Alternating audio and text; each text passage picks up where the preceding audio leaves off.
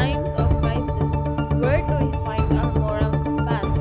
Is it in the rules we follow, the good we create, the character we show, or the promises we keep? Hello everyone, this is my video and today we'll explore four major ethical theories: deontology, utilitarianism, virtue ethics, and social contract theory. Using real situations from disaster responses in Northern Cebu and issues of governance in the Philippines. These theories aren't just ideas, they're tools that can guide us towards a more ethical society, especially in times when people need it most.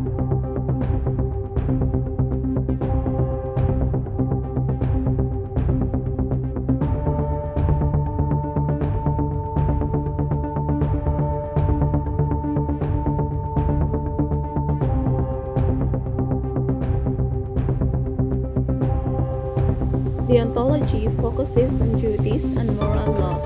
Immanuel Kant asked, "What if everyone did this?" Under this view, government officials have a strict duty to be transparent, especially with disaster funds. If there are ghost flood control projects or misreported budgets, deontology says this is wrong not because of the outcome, but because lying violates a universal moral rule. The duty is simple. Always tell the truth and uphold public trust. Apply this to the flood control scandal. Public officials have duties to account for disaster funds, to disclose project permits, and to follow transparency laws. From a deontological view, even if hiding details seem to speed work or avoid panic, it's wrong because it violates duties of honesty and rule following. Citizens expect their leaders to treat them as ends, not as means to political or financial gain.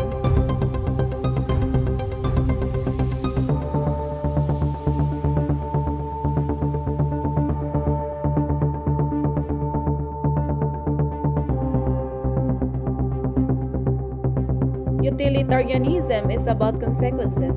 The best action is the one that creates the greatest good for the greatest number.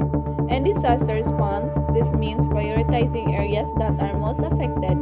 Supplies like food, water, and medicine may need to go first to the most vulnerable, even if others have to wait.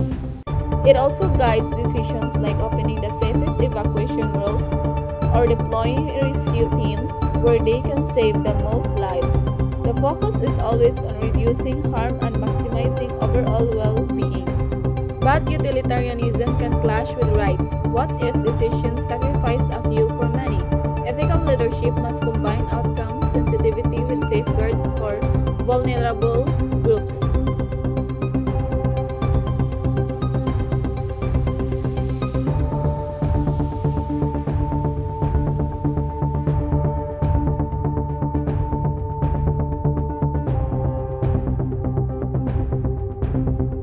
Virtue ethics shifts the focus from rules and results to character. It asks, what kind of person should I be?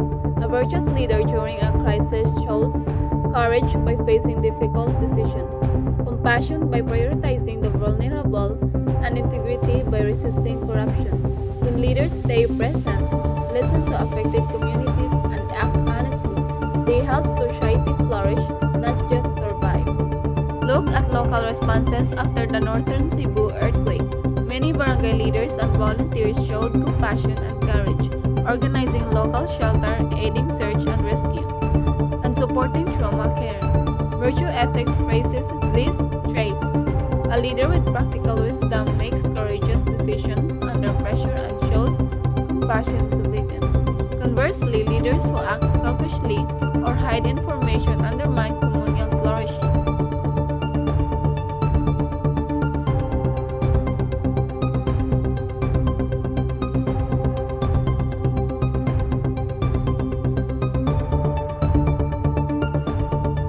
Social contract theory says society works because people and the government have mutual responsibilities.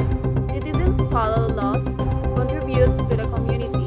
In return, leaders must protect the rights and provide safety, especially during disasters. When corruption happens or when communities are neglected, the social contract breaks. Building trust means ensuring that both sides fulfill the rules, especially when lives and communities are at risk.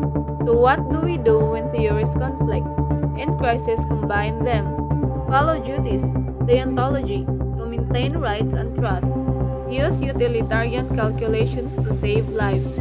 Cultivate virtues that enable wise action.